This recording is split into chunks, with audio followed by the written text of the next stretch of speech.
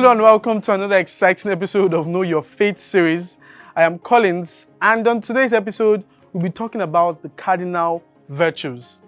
Now, Philippians 4:8 says, "My brothers, your thoughts should be wholly directed to all that is true, all that deserves respect, all that is honest, pure, admirable, decent, virtuous, or worthy of praise." Now, with this in mind, the classic definition of a virtue is a habit or firm disposition which inclines a person to do good and avoid evil. Characterized by stability, a virtuous person not only strives to be a good person, but also seeks what is good and chooses to act in a good way. Now, according to the Catholic teachings, the 7 virtues that affect human beings in the material and spiritual aspect of life. There are 4 cardinal virtues and 3 theological virtues. But on today's episode, we'll be talking about the cardinal virtues. The 4 primary moral virtues, which are called the cardinal virtues, are prudence, justice, fortitude, and temperance. The word cardinal itself derives from the Latin word cardo, meaning hinge. Consequently, these 4 virtues are called cardinal because all other virtues are categorized under them and hinge upon them.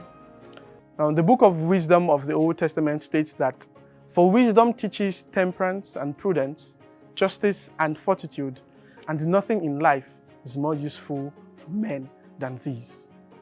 Now, the first, which is prudence, the mother of all virtues, is the virtue by which a person recognizes his moral duty and the good means to accomplish it. Actually, prudence is part of the definition of goodness. A person can be prudent and good only simultaneously. No other virtue can contradict what is prudent. Therefore, what is prudent substantially is what is good. And prudence is the measure of justice, temperance, and fortitude. St. Thomas Aquinas defined justice as a habit whereby a man renders to each one his due with constant and perpetual will. The first duty in justice is towards God. We have the duty to pray, to worship, to obey God, and who has shown us great love to each one of us and whom we must love above all things. In justice to God, we uphold vows taken to Him and make sacrifices for the sake of His love, such as accepting martyrdom rather than abandoning faith. Now, the second duty is in justice towards our neighbor. A person must not only refrain from doing evil towards his neighbor, but also do what is good towards his neighbor. As such, a person must respect the rights of each person and establish relationships which promote equity among all people and build up the common good. Justice can be of different types. The first is the commutative justice, which is based on the principle of quid pro quo, which is Latin for this, for that. Commutative justice requires, for example, that a customer pay a fair price for a worthwhile goods. Now, the second is distributive justice, which involves the relationship between one and many, between an individual and a group, a person and the government, for example. And the third is social justice, which is concerned with the relationship between individuals and groups, between one another and everyone. The common good and equal treatment are the cornerstones of social justice. Now, the next virtue, which is fortitude, enables a person to stand firm against and endure the hardships of life and to remain steadfast in pursuing what is good.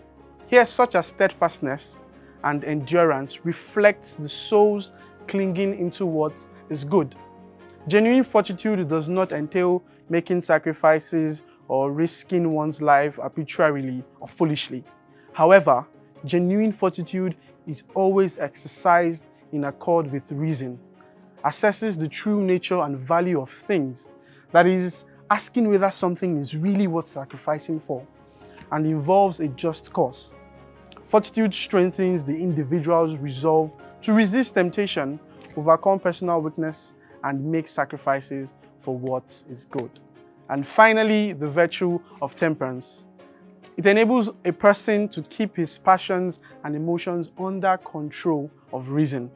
While temperance moderates a person's attractions to pleasures and gives balances in the use of created goods, it also involves using these goods in a good way.